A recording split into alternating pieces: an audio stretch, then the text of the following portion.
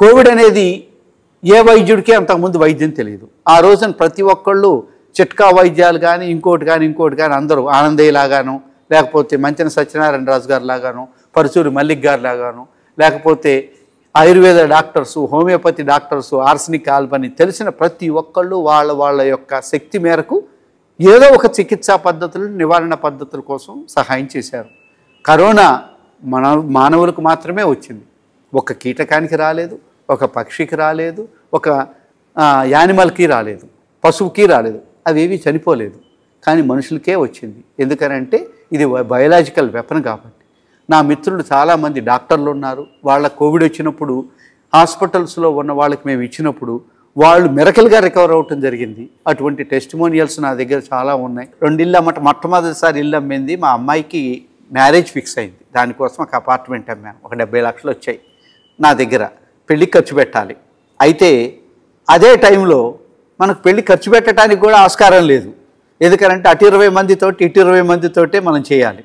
లక్కీగా ఆ డబ్బుల్ని నేను ఈ 70 లక్షల రూపాయలు మొట్టమొదటి ఫేజ్లో అందరికీ కూడా ఉచితంగా నేను ఆ డబ్బుల్ని నేను పెట్టుకొని అందరికీ ఫ్రీగా ఇచ్చాను. దాదాపు ఒక 50,000 కిట్స్. అలానే రెండోసారి వచ్చినప్పుడు ఇంకొక అపార్ట్మెంట్ అమ్మాను. ఎందుకంటే మా పాపది రిసెప్షన్ కానీ పెళ్లి చేయలేదు కాబట్టి కొంచెం రిసెప్షన్ అది చేద్దాము అని అనుకున్నప్పుడు ఆ రోజున మళ్ళీ ఇంకొక ఇది వచ్చింది, మీ డెల్టా వచ్చింది. మీకు తెలుసు, ఒమిక్రాను డెల్టా వచ్చింది. మళ్ళీ ఆ 72 లక్షలు అప్పుడు కూడా అదేవిధంగా ఇంకొక 1000 మందికి ఉపయోగపడేలాగా నేను కాంబినేషన్ కిట్ని ఇవ్వటం జరిగింది. మా పాప మ్యారేజ్ కూడా మేము తిరుమలలో చేశాము. మాకు అటు 20 మంది ఇటు 20 మంది అంతే.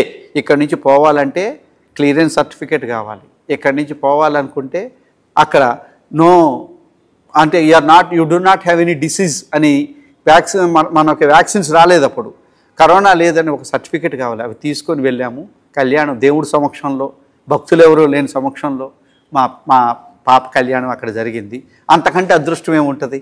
కాబట్టి నేను అనుకోవటం ఏంటి అని అంటే, కరోనా చేసిన కళ్యాణం అది మా అమ్మాయికి ఎక్కడ శ్రీ వెంకటేశ్వర స్వామి దగ్గర జరిగింది. అంతకంటే బ్లెస్సింగ్స్ ఏముంటాయి?